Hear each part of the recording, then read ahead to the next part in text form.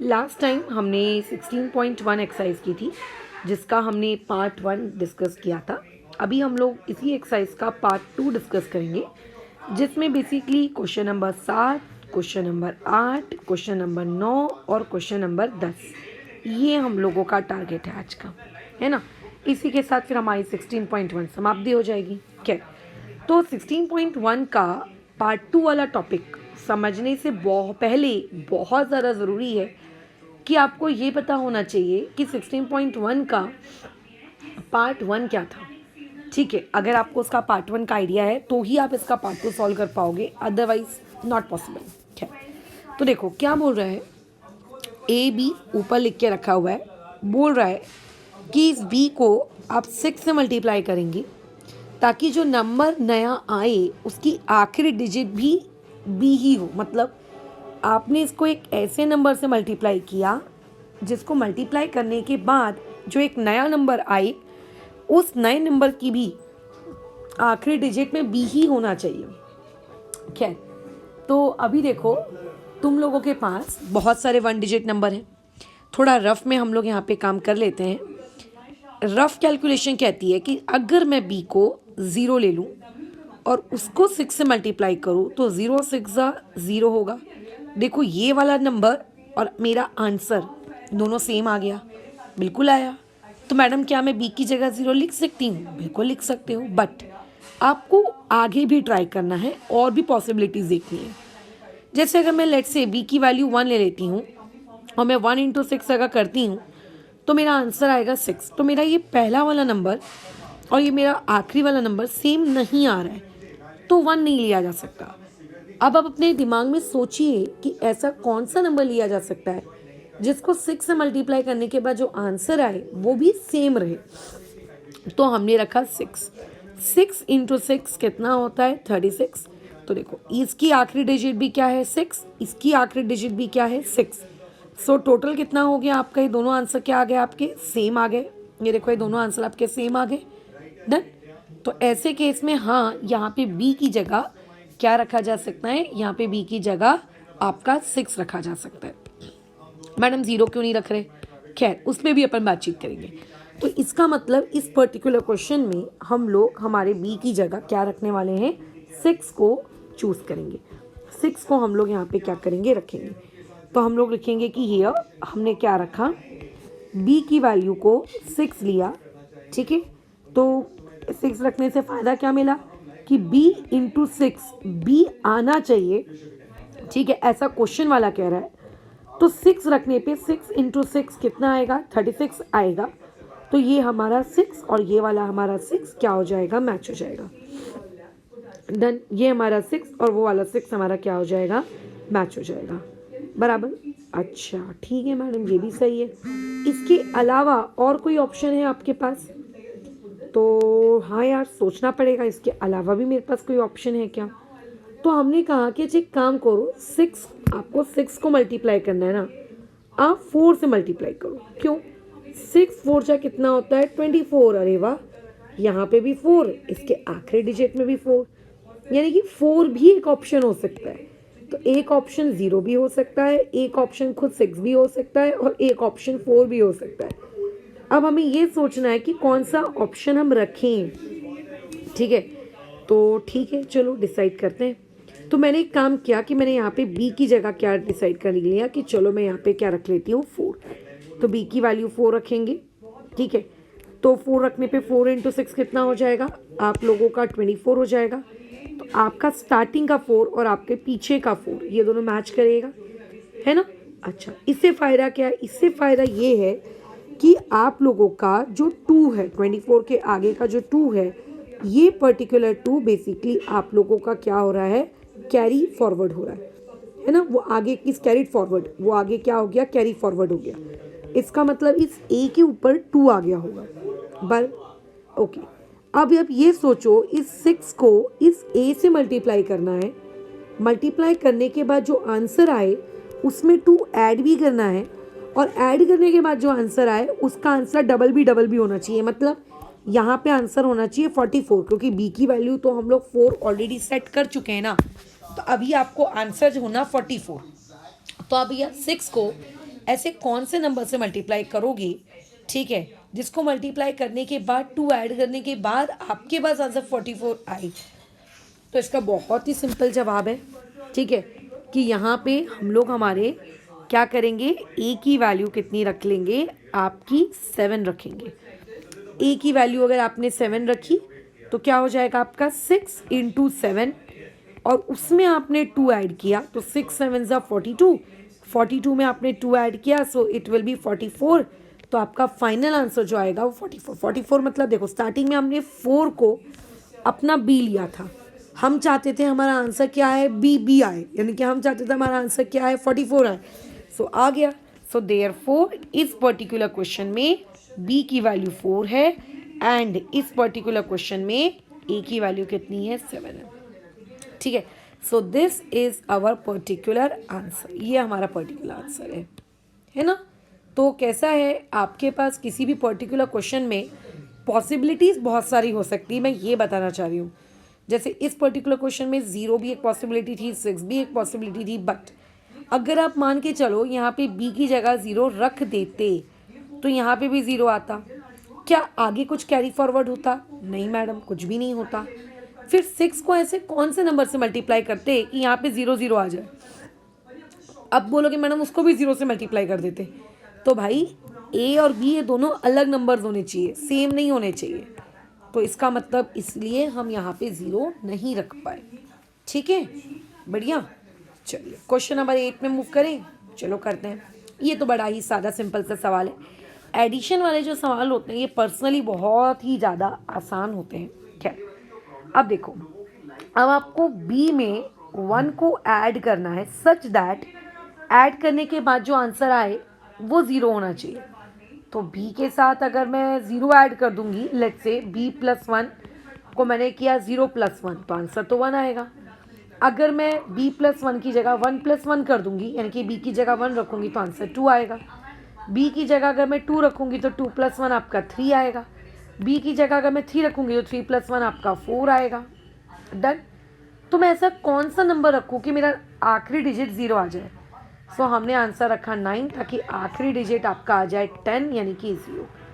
तो इसका मतलब ज़रूर इस पर्टिकुलर क्वेश्चन में यहाँ पे b की वैल्यू को क्या रखा गया होगा, 9 रखा गया होगा, है ना, ताकि जब आप 1 + b करें तो आपको 9 + 1 करने पे आंसर 10 मिले, आपको ये 0 मिल जाए।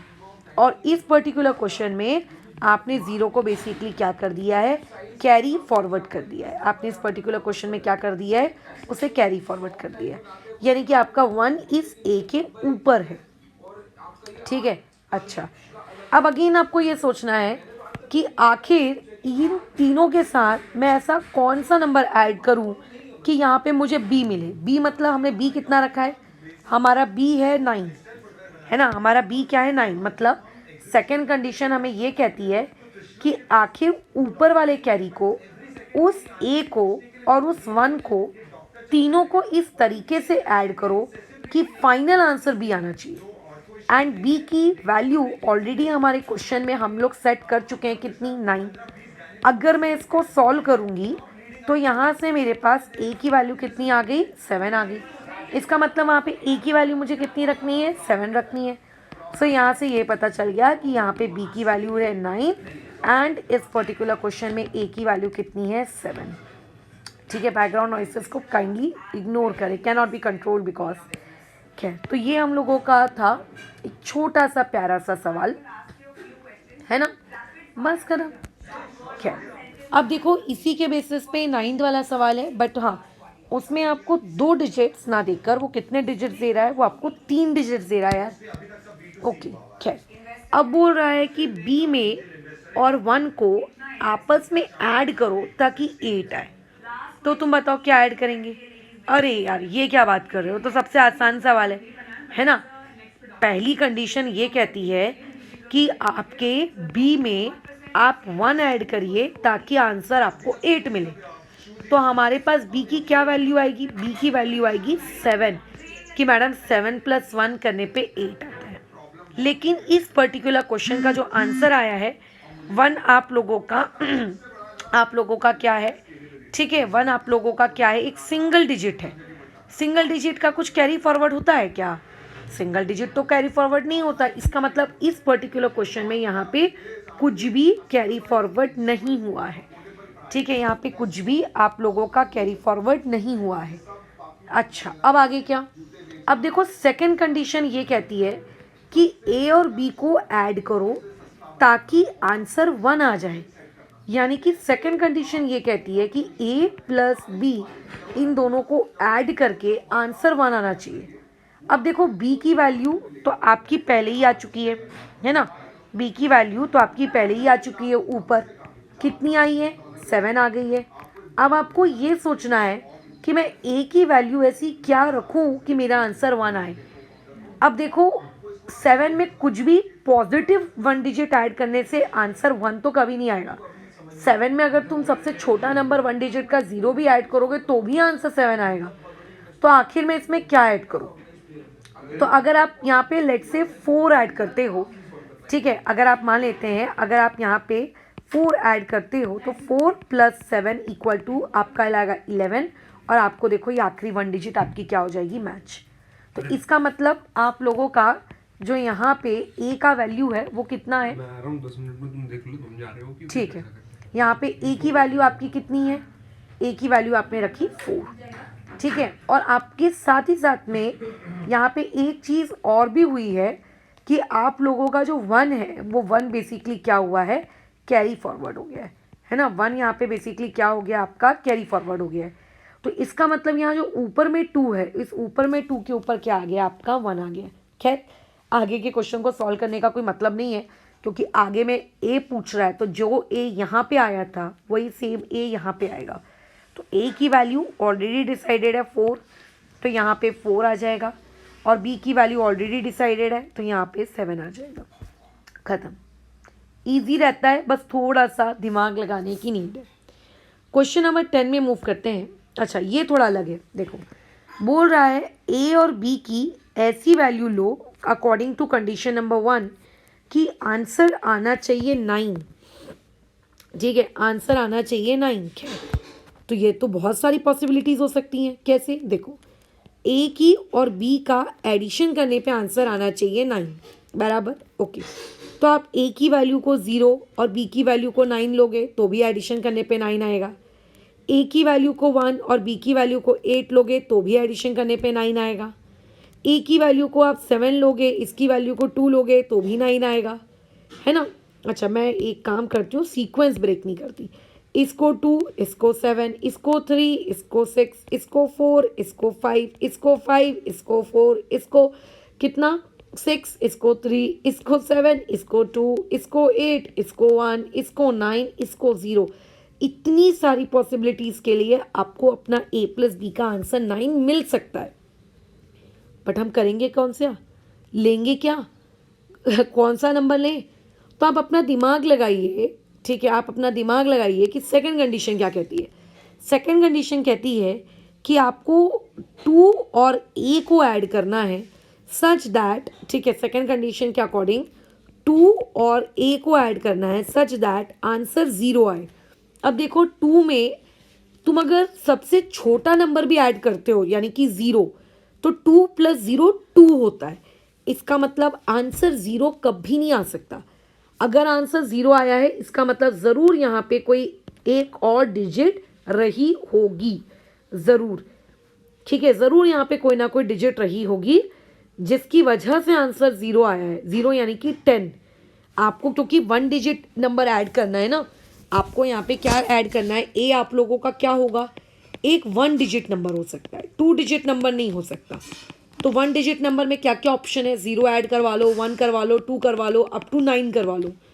तो अगर तुमने 2 में लेट से आप लोगों ने यहाँ पे क्या किया? आपने लेट किया कि ए की वैल्यू रखते हैं 8, तो ए की वैल्यू 8 रखने से आपका 2 + 8 आ जाएगा 10, और आपको 0 तो चाहिए ही था।